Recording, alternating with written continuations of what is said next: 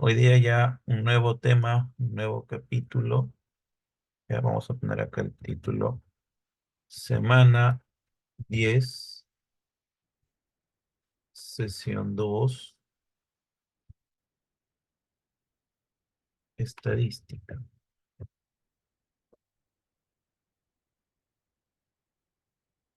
2 meses y medio se han pasado rapidito. Ahí está. Muy bien.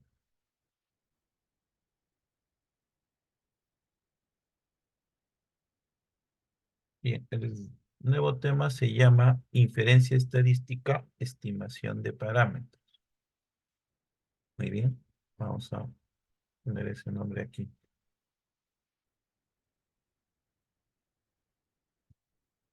Ahí está.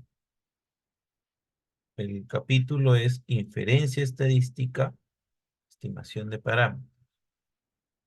Punto número 1, lo que nos corresponde hoy, es inferencia estadística, importancia del proceso inferencial. O sea, primero hay que definir qué es la inferencia y para qué lo estudiamos, ¿no? Muy bien. Entonces vamos a ir.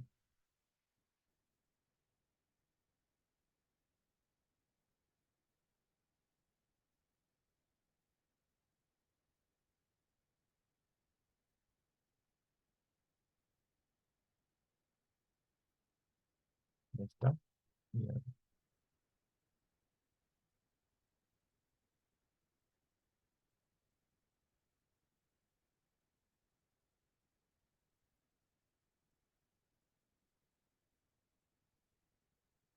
Bien, ahí está. Dice, la inferencia estadística es una herramienta fundamental en el análisis, ojo, de datos, ¿ya? En el análisis de datos. En ese sentido, dice, nos permite sacar conclusiones sobre una población, ¿ya? Sobre una población y a partir de una muestra representativa de esa población. Muy bien. Entonces, aquí vamos a obtener conclusiones sobre una población a partir de una muestra representativa de esa población. Eso es una inferencia estadística. Ahora, su importancia o la importancia del proceso inferencial radica en una generalización. Entonces, en este caso, dice a partir de una muestra, ahí está, a partir de una muestra, podemos hacer inferencias sobre toda una población. Por ejemplo, si queremos conocer la opinión de los votantes en un país, no es necesario encuestar a cada individuo. Obviamente eso va a demandar mucho tiempo y dinero. Mejor conviene una muestra cuidadosamente seleccionada. Puede proporcionar una estimación precisa de la opinión general.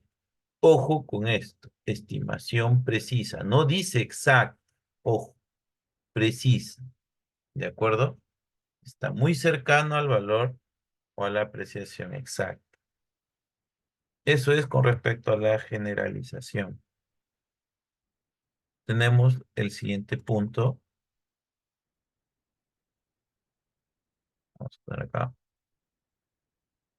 ahí está, 2. La toma de decisiones, dice la inferencia estadística, nos permite tomar decisiones basadas en datos.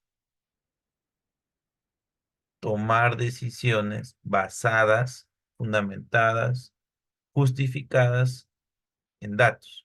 Ejemplo, si estamos probando un nuevo medicamento, podemos inferir su efectividad en la población general a partir de los resultados obtenidos en un ensayo clínico con una muestra representativa. Que es lo que, por ejemplo, pasó con el COVID, ¿no? Muy bien. 3, control de calidad. En la industria, la inferencia estadística se utiliza para controlar la calidad de los productos. Muy bien, calidad de los productos. A eso le llamamos control de calidad, pues, ¿no? Ejemplo, se pueden tomar muestras aleatorias de una línea de producción y realizar inferencias sobre la calidad de toda la producción en función de esas muestras. ¿Correcto? Puedo realizar inferencias en la calidad de toda la producción en función de esas muestras. Ahí está, ahí están los tres primeros puntos. Generalización, toma de decisión, control de calidad y finalmente los últimos dos puntos, por los cuales es importante realizar la inferencia estadística. Predicción. La inferencia estadística también se va a utilizar, está, en la predicción de eventos futuros, por ejemplo, en meteorología se recopilan, se juntan, se acopian datos sobre el clima actual para hacer inferencias sobre el clima futuro. Esto también se conoce como una proyección, ¿no? Validación de hipótesis. Permite evaluar permite evaluar afirmaciones o hipótesis sobre una población utilizando muestras de datos. Por ejemplo, si queremos saber si un nuevo tratamiento médico es más efectivo que el tratamiento estándar, podemos realizar pruebas de hipótesis usando datos muestrales. Eso lo vamos a ver casi al finalizar este capítulo, porque vamos a ver las pruebas de hipótesis, ¿correcto? Muy bien. Esto es todo lo concerniente a lo que viene a ser la inferencia estadística. Vamos al punto número 2. Estimación de parámetros. Muy bien, vamos ahí.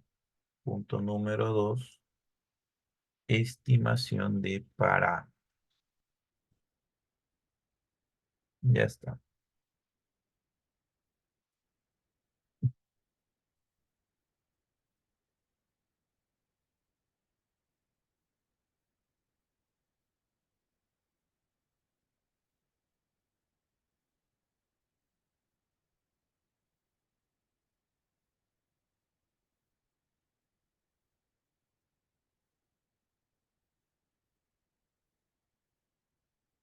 Muy bien, para entender la estimación de parámetros, aquí hay un cuadrito. Observe. Dice, yo tengo una muestra. Como bien claro dice su teoría que ya la hemos puesto anteriormente. No olviden repasar el video, que les está dejando lo necesario para construir conocimiento, ¿ya? La muestra me permite hacer la estimación de una población. Ahora, cada uno de ellos tiene sus propios parámetros. Por ejemplo, en la muestra hablamos de media, en la población hablamos de media, pero en este caso deben ser diferentes. Entonces, el estadístico muestral, porque viene de la muestra, se llamaría media muestral, mientras que en la población, el parámetro poblacional, hablaremos de media poblacional nu. Ah, en la muestra X, en la población nu. Eso es el concepto previo a lo que viene a ser la estimación de parámetros, ¿correcto? Muy bien. Entonces, la estimación de parámetros, estimación estadística, nos indica lo siguiente.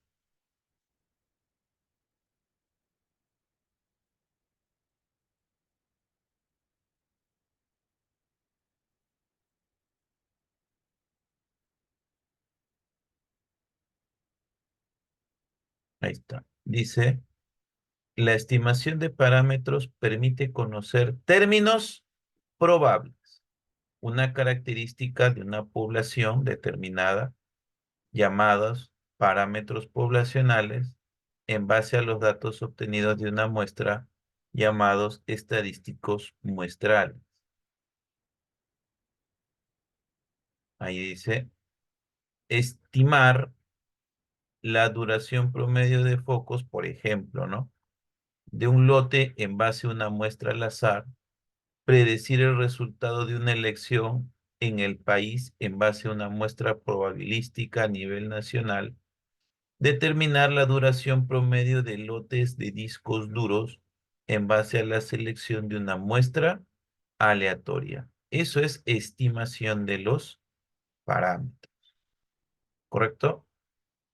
Esto que ven acá son ejemplos de lo que viene a ser una estimación de parámetros. Muy bien.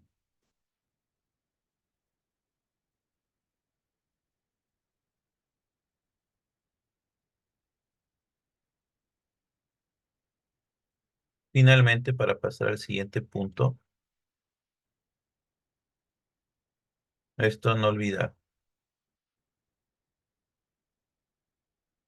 La estimación de parámetros es un proceso central en la inferencia estadística donde se busca determinar, ahí está, los valores desconocidos de los parámetros de una población a partir de los datos observados de una muestra, tal como te estoy mostrando el gráfico aquí. Voy a partir de la muestra y voy a estimar a la población. Muy bien. Esta estimación se realiza utilizando métodos de la estimación puntual y la estimación por intervalos de confianza, que es justamente el siguiente punto.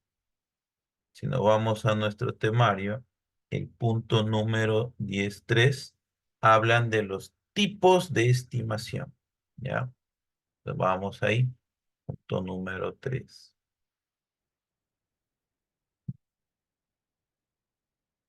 Ya está. Tipos de estimación. Tipos de estimación. Ya te adelanté, dos tipos hay de estimación. ¿Correcto? Lo que se conoce como la estimación, ¿no? Poblacional y la estimación por intervalos, ¿correcto? Muy bien. Más bien, para terminar la parte anterior, voy a completar con lo siguiente.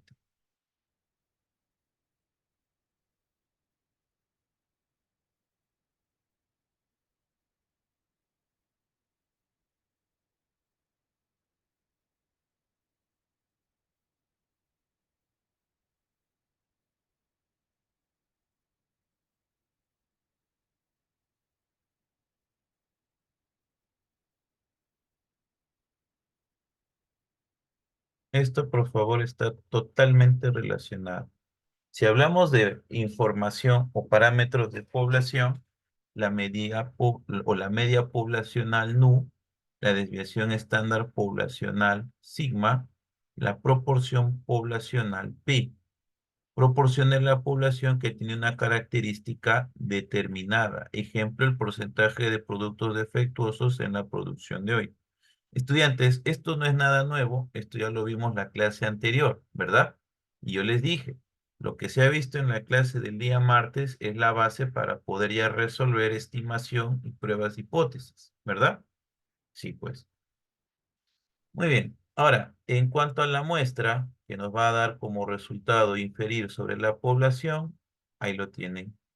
Los estadísticos muestrales, media muestral, infiero en una media poblacional, una desviación estándar muestral, infiero una desviación estándar poblacional, una proporción muestral, infiero una proporción poblacional. ¿Correcto? Muy bien. Entonces, los tipos de estimación, ya ahí hemos mencionado que hay dos, ¿correcto? En este caso está la de tipo puntual y la otra por intervalos de confianza. ¿Correcto? Muy bien, vamos con el primero. Estimación puntual. ¿Ya? Puntual. A ver, alguien aquí en el chat. Ah, Correcto. Esto ya lo vimos en la clase anterior, Antonio.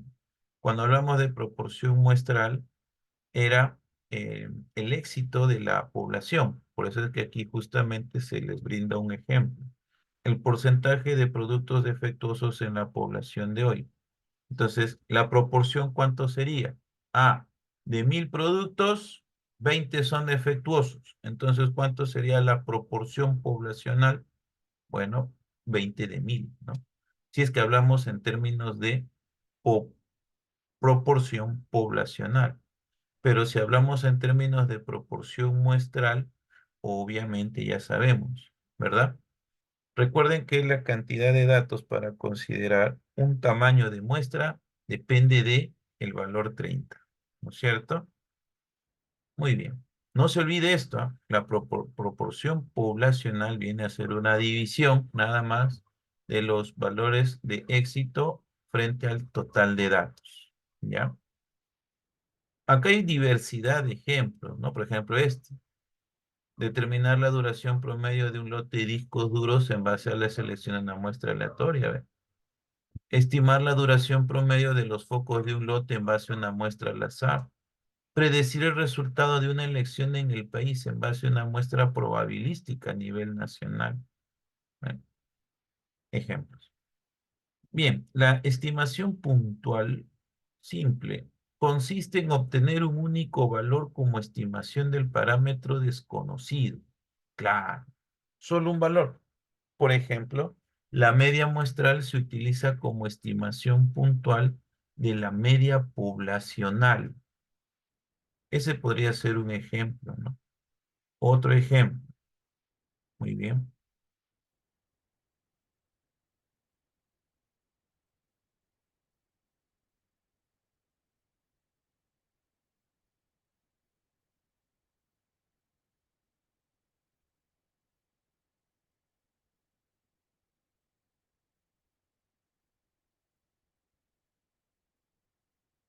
Ahí tienen un ejemplo más, ¿ven? Dice, tengo una muestra y tengo una población. De esta muestra tengo 25 datos donde la media muestral es 21 años. ¿Ve? Mientras que en la población tengo una cantidad de datos de 1000 donde la media poblacional es 23. ¿Correcto? Entonces, esto es puntual. Uno nada más. Eso es estimación puntual. Mientras que el otro tipo es la estimación por intervalo de confianza. Esa es la que se va a estudiar más. Esa es la que te van a tomar más en una evaluación, pues, ¿no? Esta que está acá. La estimación por intervalos de confianza. En lugar de proporcionar un solo valor, ¿ve? Este método ofrece un rango de valores dentro del cual se espera que esté el verdadero valor del parámetro con cierto nivel de confianza. Por ejemplo, se puede decir que la media poblacional se encuentra en el intervalo AB con un 95% de confianza. Entonces usted dirá, ¿y cómo es eso? ¿No? ¿Cómo es eso? Y aquí te pongo con ese ejemplo anterior. Ya con eso queda zanjado esto. Miren el ejemplo. Es el mismo ejemplo. Muestra 25, media muestral 21 años. Pero como voy a inferir en la población, mi número de datos es 1000, entonces la media poblacional no la voy a dar como un valor puntual. O sea, no voy a decir 23 años. Voy a decir que la media poblacional es un valor que se encuentra dentro de un intervalo de confianza que va de 18 a 24 años. Ese es el intervalo de confianza. Y este intervalo de confianza tiene un porcentaje de confianza que debe estar alrededor del 95% de confianza. En ese intervalo se va o se debe de encontrar, ¿no? El valor verdadero o verdadero valor del parámetro con un nivel de confianza. ¿Se entiende la diferencia entre los dos? La estimación puntual aborda una, por así decirlo, ¿no? Para este ejemplo, una media poblacional, un solo valor, eso es estimación puntual, mientras que aquí, cuando te dan el intervalo, obviamente vas a decir intervalo de confianza, ¿correcto? Muy bien. Ahí tienen los tipos de estimación, puntual y por intervalo de confianza. Más va a venir la de intervalo de confianza. Esto se construye, estudiante. El intervalo de confianza se construye, ¿correcto? Muy bien, sigamos.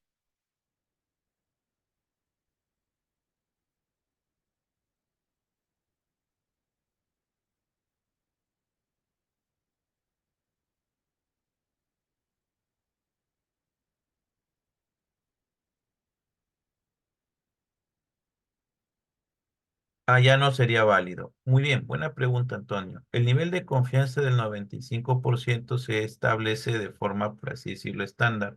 Cuando trabajemos con el alfa, que vamos a verlo más adelante, normalmente acepta un valor de 5%. Puede ser 2%, 3%, hasta el 5%, ¿correcto? Pero ya un 90% ya no es válido, pues, obviamente. Por ejemplo, el caso puntual en la profesión, cuando uno trabaja un proyecto, normalmente los proyectos deben estar por encima del 95% del nivel de confianza. Si tienes un proyecto al 85%, al 80%, obviamente ese intervalo de confianza no pasa nada, bueno, obviamente. Muy bien. Entonces, con esto, los tipos de estimación ya les hemos dado.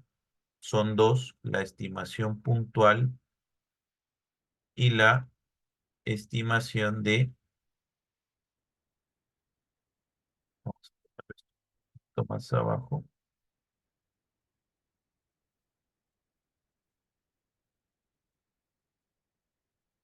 ah, ya está. De acuerdo a la secuencia, estimación puntual ya lo hemos tratado. Ujú, está. Entonces, tipos de estimación también, ya está. Vamos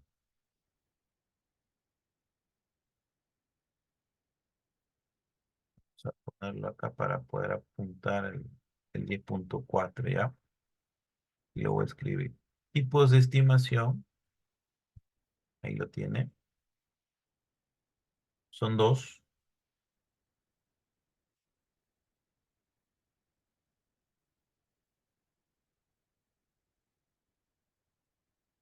Ahí está. Esta es la estimación, se realiza usando métodos como la estimación puntual y los intervalos de confianza.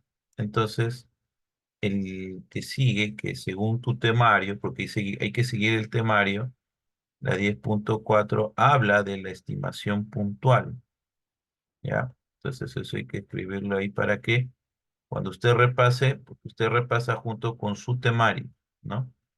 Entonces, la 10.4 no se ha obviado, ahí está inmerso. La estimación puntual, ahí está explicada a detalle. No olvidar que es cuando nosotros damos un único valor, inferimos en un único valor en la población. No, ahí está. Esto lo vamos a encerrar. Listo. Y como valor agregado está la estimación por intervalos de confianza. ¿Ya? Listo. Muy bien. Hasta ahí estamos claros. 10.3, 10.4. Listo. 10.5 habla de la definición de un estimador. ¿Qué es un estimador, no? ¿No lo tiene? Que yo sepa, se sigue la secuencia del temario. ¿Qué fue, Antonio? Voy a consultar a la señorita, ¿ya? Porque normalmente se sigue el temario para que, con el cual usted se ha podido matricular, ¿verdad? Entonces se sigue un temario y estamos terminando el día martes con lo que es inferencia estadística, ¿ya? Hoy vamos a ver 9 puntos, ya estamos entrando al quinto punto, definición de estimador. Ya está, vamos ahí. Definición de estimador. Ay, caray, otra vez lo he puesto esto. Lo había pegado y no lo he copiado. Ahí está, ahora sí.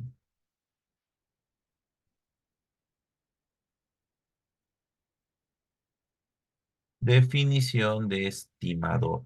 ¿Qué es un estimador? Muy bien.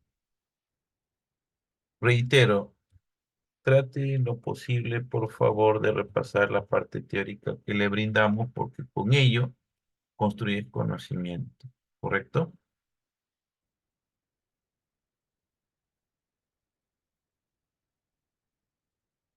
Muy bien.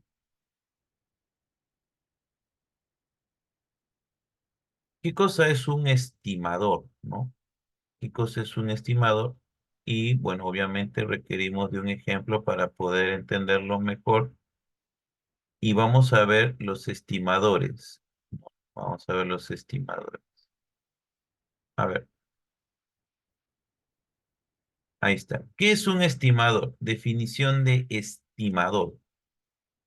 Bien, es una regla o fórmula matemática que se utiliza para calcular una estimación de un parámetro desconocido de una población. ¿Cuáles son los parámetros desconocidos de una población? Ya las explicamos, ¿verdad? Los parámetros desconocidos de una población son estos tíos que están acá. Estos son los parámetros desconocidos de una población, ¿no? Para ello, utilizamos los datos observados en la muestra.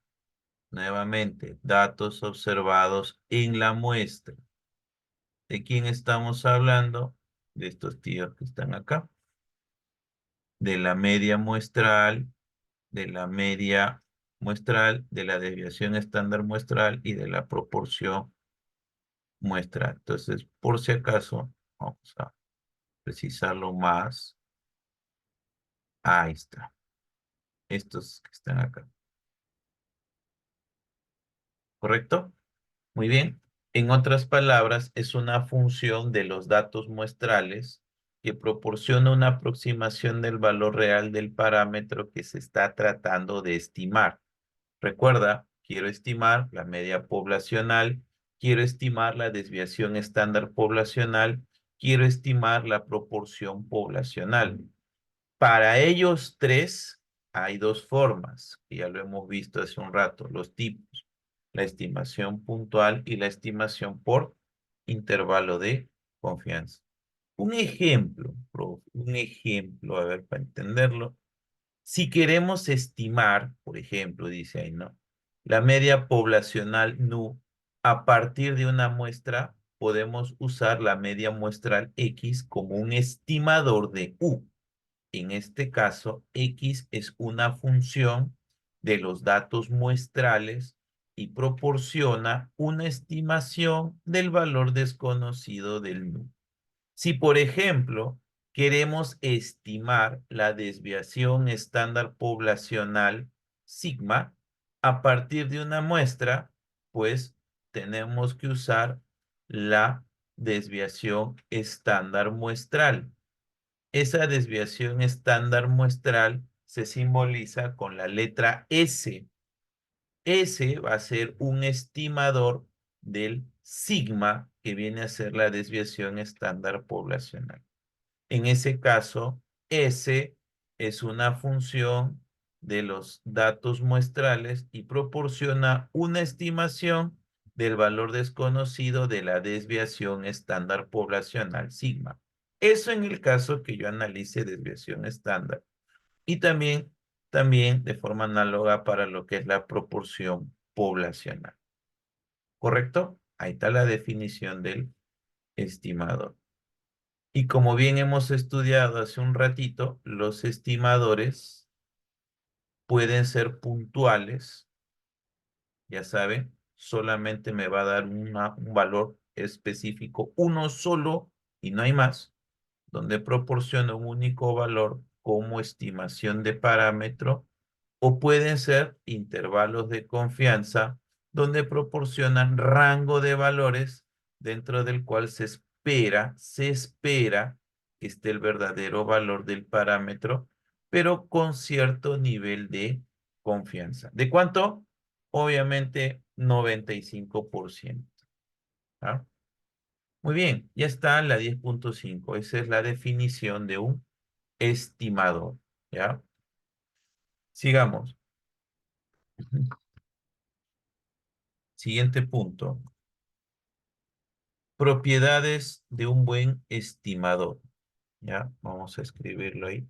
Propiedades de un buen estimador.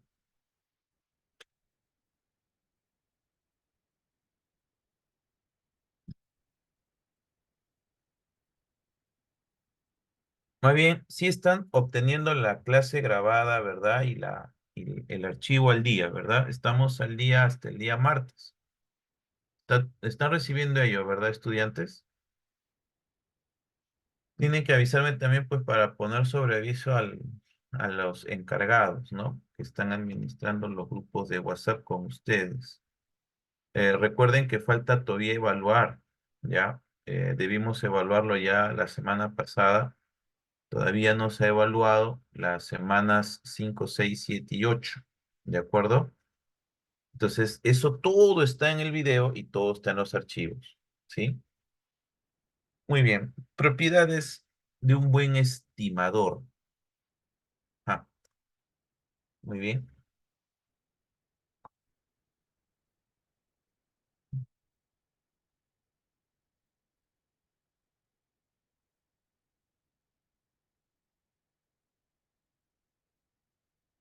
Muy bien, estudiantes.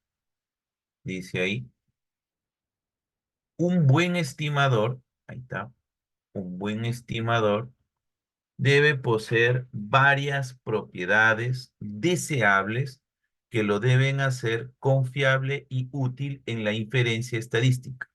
Es decir, ese estimador me debe proporcionar una información confiable para poder inferir en la población.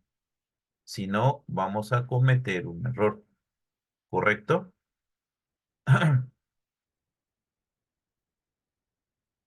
Ah, ya, ya. Ah, o sea, solamente les está faltando la del martes 14. Hasta la semana pasada ya está. Ok. Gracias, Antonio, por el aviso. Eso voy a informar ahora.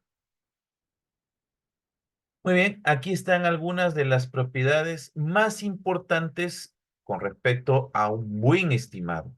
¿Ya? La primera es la consistencia. Esa es una de las propiedades para un buen estimador. Consistencia.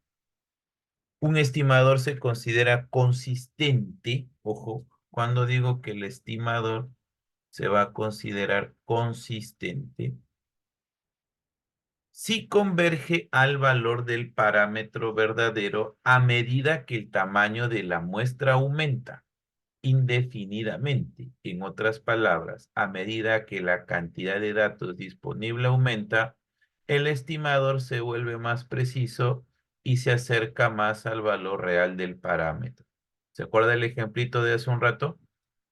La muestra para 25 datos aquí fue de 21 años, por ejemplo, ¿no?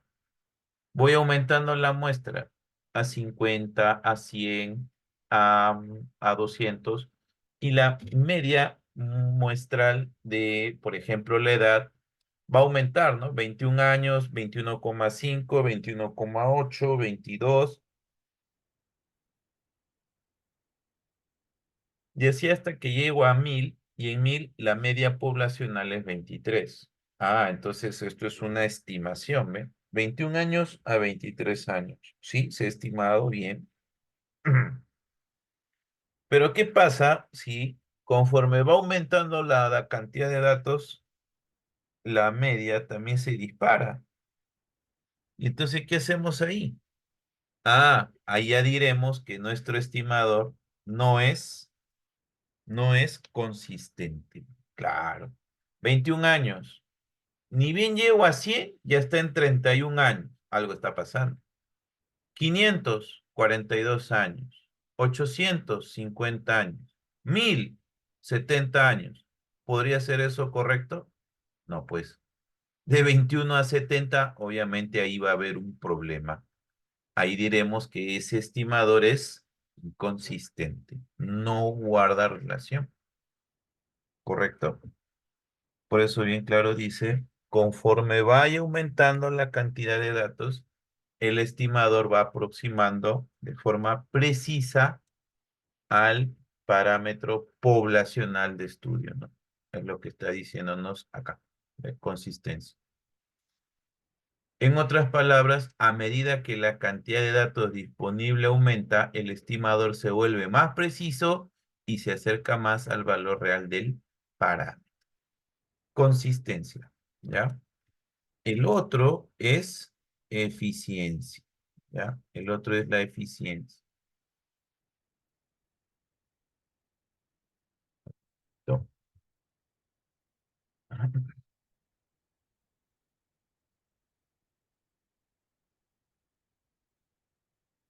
Eficiencia, insesgadez, suficiencia,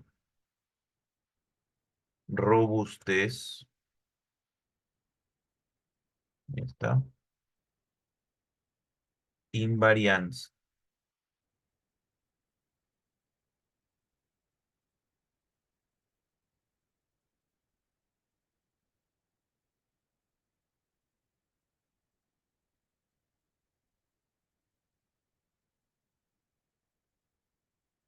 Muy bien, ya está.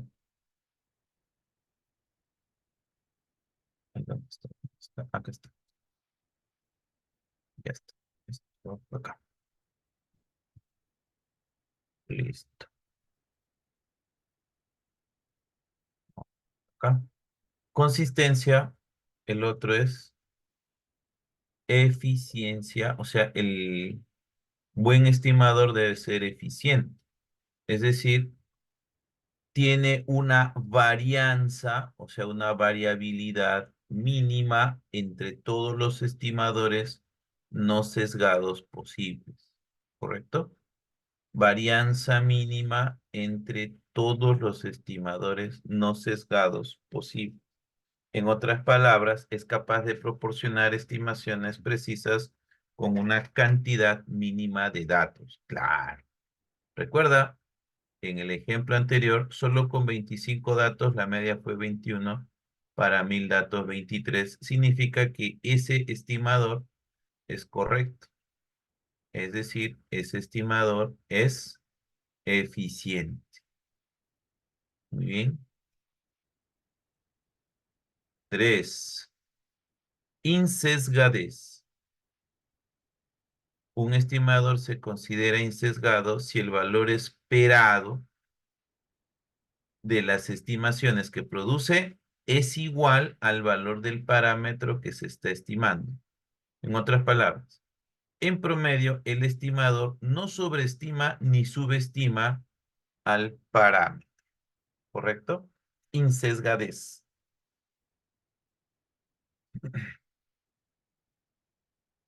Suficiencia. Un estimador, buen estimador debe ser suficiente. Es decir, debe considerar o debe contener toda la información relevante en la muestra sobre el parámetro que se está estimando. En otras palabras, no hay otra información en los datos que pueda mejorar la estimación del parámetro. No hay otra información en los datos que pueda mejorar la estimación del parámetro. Eso es la quinta propiedad, ¿no? Suficiencia. 5. Robustez. Esto hace alusión al a la fortaleza que va a tener ese estimador para que sea robusto frente a violaciones de las suposiciones subyacentes del modelo. Es decir, si los datos no cumplen exactamente con las condiciones del modelo, el estimador sigue siendo útil y va a producirte estimaciones razonablemente cercanas al valor real del parámetro.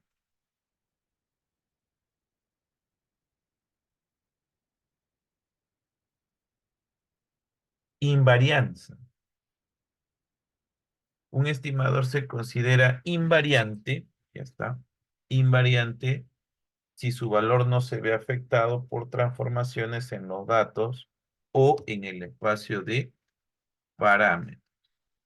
Es decir, el estimador produce el mismo resultado independientemente de cómo se presentan los, ahí bien claro dice, los datos o se definen los parámetros. 7. Intervalos de confianza. Un buen estimador tiene como propiedad un buen intervalo de confianza.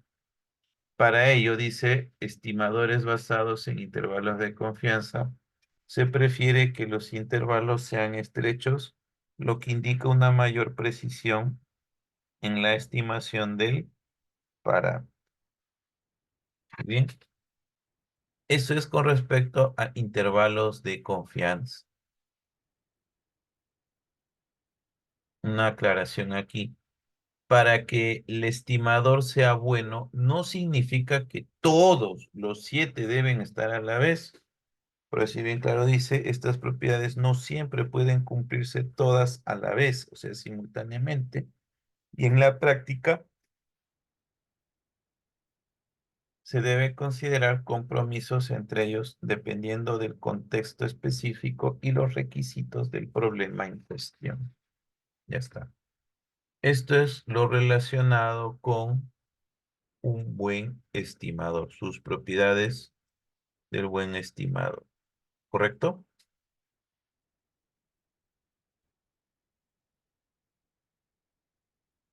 Muy bien, sigamos. Siguiente punto. Ya estamos terminando, estudiantes. Si llegamos, si llegamos.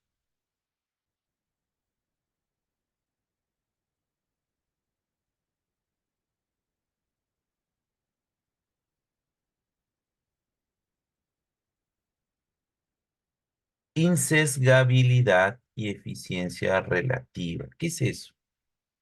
10.7. Bueno, en lo que viene a ser la estimación de parámetros, la insesgabilidad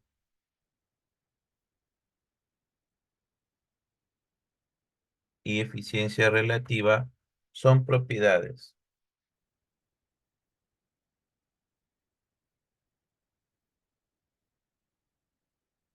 Ya,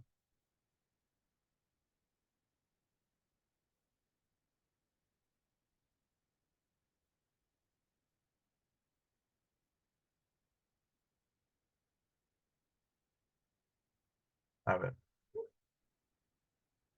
Ahí bien claro dice, la insesgabilidad y eficiencia relativa son dos propiedades importantes que se evalúan al considerar la calidad de un estimador en la inferencia estadística. ¿Correcto? Ojo, son dos propiedades importantes que se evalúan al considerar la calidad de un estimador en la inferencia estadística. Estos dos, que son las propiedades, están a detalle acá. Insesgadez y eficiencia. Es decir, se están considerando para estudios de ustedes estas dos propiedades, la eficiencia y la insesgadez. ¿Ya? Ahí está. Listo. Muy bien.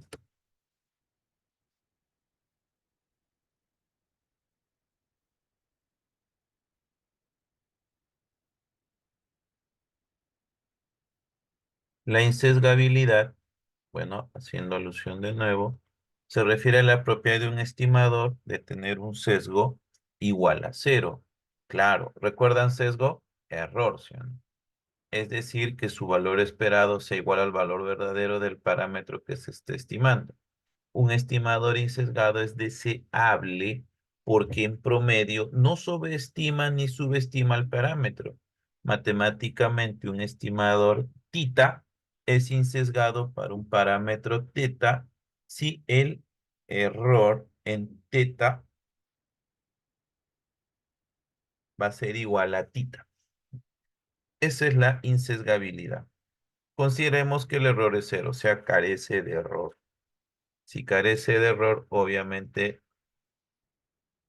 como bien dice acá, no va a sobreestimar ni subestimar al parámetro. Ya está. Así de simple. El otro, que es la eficiencia relativa, ahí está. La eficiencia relativa del estimador compara la varianza del estimador, ¿no? Claro, claro. Cuando tú infieres, siempre hay posibilidad de error.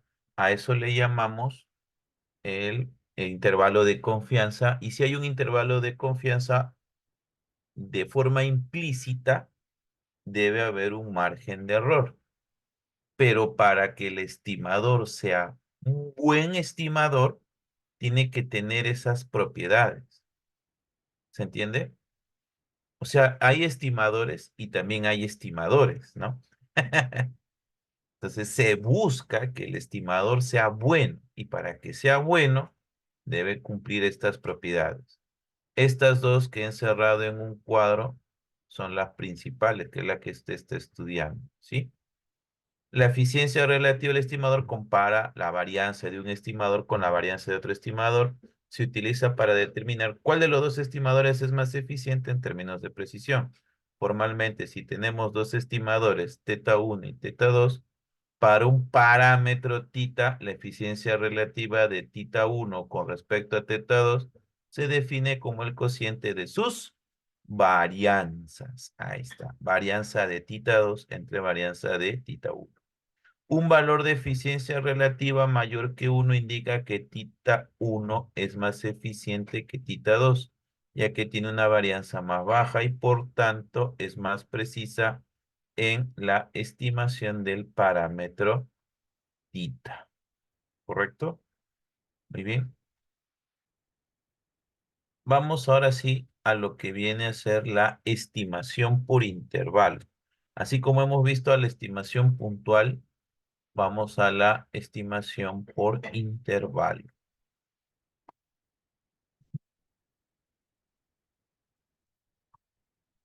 Está.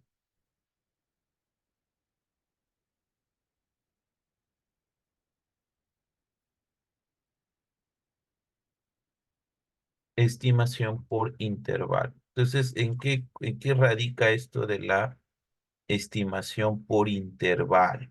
¿No? Muy bien. Vamos a ponerlo ahí.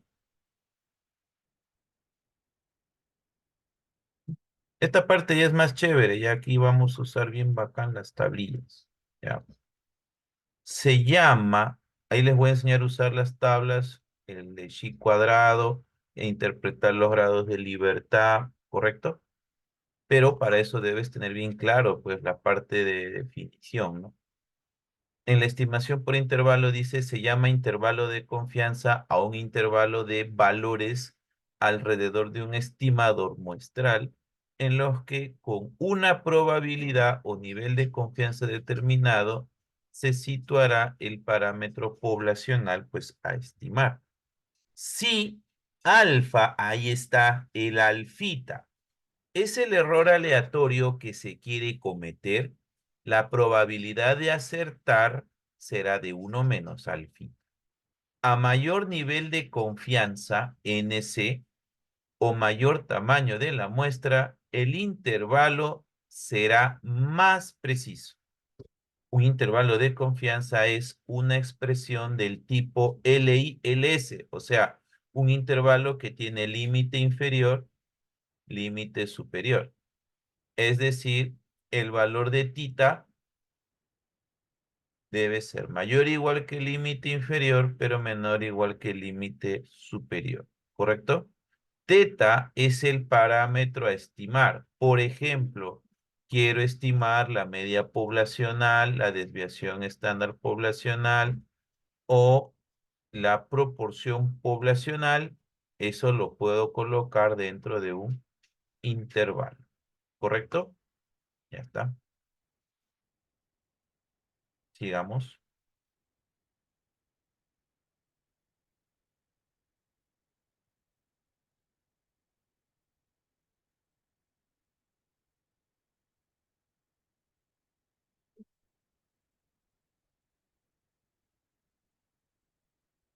Dice, este intervalo contiene al parámetro estimado con una determinada certeza o nivel de confianza uno menos alfa. Entonces, eso quiere decir que el intervalo, su probabilidad va a ser uno menos alfa. Al ofrecer un intervalo de confianza, se da por supuesto que los datos poblacionales siguen una distribución de probabilidad determinada. Para determinar la distribución de probabilidad, se debe considerar dos casos. Ajá, ya está, ¿ve? Muestra grande, mayor o igual que 30. Muestra pequeña, menor que 30, que es lo que ya vimos en la clase del día martes. Que dicho sea de paso, voy a averiguar qué ha pasado con la subida de clase, ¿ya? Muy bien. Todo está enlazado, ¿ah? Así que yo les estoy dando ya las carnecitas para que ensamblen la parte operativa, ¿ya? Muy bien, muy bien. Último, vamos a ver, ya está. Dice acá, el último punto del día es criterios de estimación, sesgo, varianza y error cuadrático medio. Ya, muy bien. Vamos a poner eso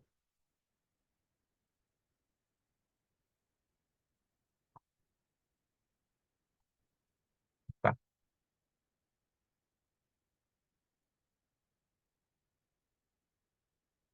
Listo. Criterios de estimación.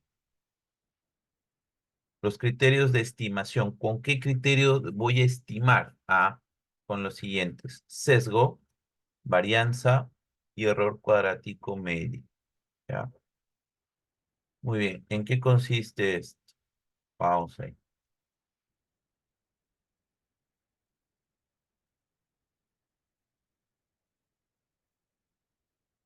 Y ya con eso estamos terminando la clase del día de hoy. No olvidar, clase próxima semana, martes. Y jueves, en este mismo horario, la próxima semana, y de ahí ya retomamos a las 6 de la tarde. ¿Ya? Muy bien. Ahí dice, los criterios de estimación como el sesgo, la varianza y el error cuadrático medio, SM, son herramientas fundamentales para evaluar y comparar la calidad de los estimadores en la inferencia estadística. Uno, sesgo, error, ¿no es cierto? El sesgo de un estimador es la diferencia entre su valor esperado y el valor del parámetro que se está estimando. Un estimador es considerado insesgado si su sesgo es igual a cero. Eso es lo ideal. Ahora, si lo llevamos a la realidad, mm, no va a llegar a cero, ¿verdad?